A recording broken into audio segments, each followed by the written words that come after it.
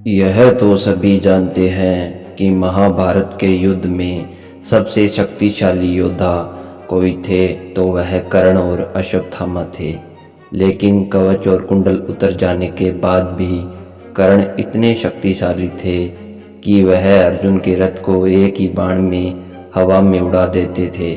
लेकिन ऐसा हो नहीं सका। दरअसल युद्ध में एक दिन कर्ण और अर्जुन आमने सामने थे। दोनों के बीच घमासान चल रहा था। ऐसे में जब अर्जुन का तीर लगने पर कर्ण का रथ 20 से 30 हाथ पीछे खिसक जाता था और कर्ण का तीर से अर्जुन का रथ सिर्फ 2 से 3 ही हाथ खिसकता था। लेकिन फिर भी भगवान कृष्ण कर्ण की प्रशंसा करते नहीं थकते थे। ऐसे में अर्जुन से रहा नहीं गया। उसने पूछ ही लिया कि हे पार्थ, आप मेरी शक्तिशाली प्रहारों की बजाय उसके कमज़ोर प्रहारों की प्रशंसा कर रहे हैं, ऐसा क्या कौशल है उसमें। तब भगवान कृष्ण मुस्कुराकर बोले, अर्जुन, तुम्हारे रथ की रक्षा के लिए ध्वज पर स्वयं हनुमान जी, पहियों पर शेषनाग और सारथी के रूप में स्वयं नारायण विराजमान हूँ। इस सब के बावजूद कर्ण के प्रहार से अगर ये रथ एक हाथ भी खिसकता है तो मानना ही पड़ेगा कि कर्ण में अद्भुत पराक्रम है। ऐसे में उसकी प्रशंसा तो बनती है। कहते हैं युद्ध समाप्त होने के बाद जैसे ही भगवान कृष्ण रथ से उतरे, रथ स्वतः ही भस्म हो गया। वो तो कर्ण के प्रहार से कब का भस्म हो चुका था, पर नारायण विराजे थे इसीलिए चलता रहा। यह देख अर्जुन का सारा घमंड चूर चूर हो गया। हनुमान जी के बगैर युद्ध जीतना असंभव था। हनुमान जी के बारे में तो सभी जानते हैं कि उनके बगैर तो यह युद्ध जीतना असंभव था।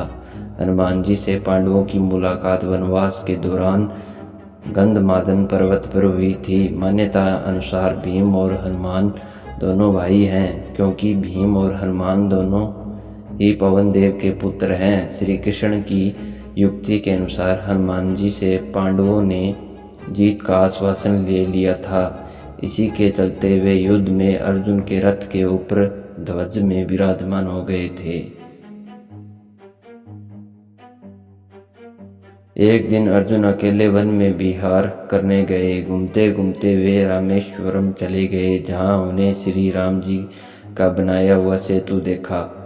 यह देखकर अर्जुन ने कहा कि उन्हें सेतु बनाने के लिए वानरों की क्या जरूरत थी, जबकि वे खुद ही सर्वश्रेष्ठ धनुर्धर थे। उनकी जगह में होता तो यह सेतु बाणों से बना देता। यह सुनकर हनुमान ने कहा कि बाणों से बना सेतु एक भी व्यक्ति का भार झेल नहीं सकता। तब अर्जुन ने कहा कि यदि मेरा बनाया सेतु आपके चलने से टूट जाएगा तो मैं अग्नि में प्रवेश कर जाऊंगा। हनुमान जी ने कहा, मुझे स्वीकार है, मेरे 2 चरण ही इसने झेल लिए तो मैं हार स्वीकार कर लूँगा। तब अर्जुन ने अपने प्रचंड बाणों से सेतु तैयार कर लिया। लेकिन जैसे ही सेतु तैयार हुआ, हनुमान ने विराट रूप धारण कर लिया। हनुमान राम का स्मरण करते हुए उस बाणों के सेतु पर चढ़ गए।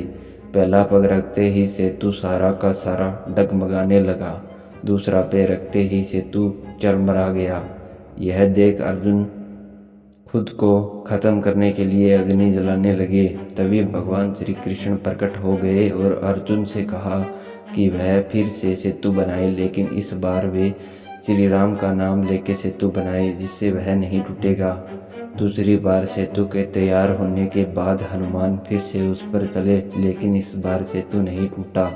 इससे खुश होकर हनुमान ने अर्जुन से कहा कि अगर वे युद्ध के अंत तक उनकी रक्षा करेंगे। इसीलिए कुरुक्षेत्र के युद्ध में अर्जुन के रथ के ध्वज में हनुमान विराजमान हुए और अंत तक उनकी रक्षा की। कुरुक्षेत्र के युद्ध के अंतिम दिन कृष्ण ने अर्जुन से पहले रथ से उतरने को कहा। उसके बाद श्री कृष्ण रथ से उतरे। श्री कृष्ण ने हनुमान जी का धन्यवाद किया कि उन्होंने उनकी रक्षा की। लेकिन जैसे ही हनुमान अर्जुन के रथ से उतरे, वैसे ही रथ में आग लग गई। यह देखकर अर्जुन हैरान रह गए। कृष्ण ने उन्हें बताया कि कैसे हनुमान उनकी दिव्य अस्त्रों से रक्षा कर रहे थे।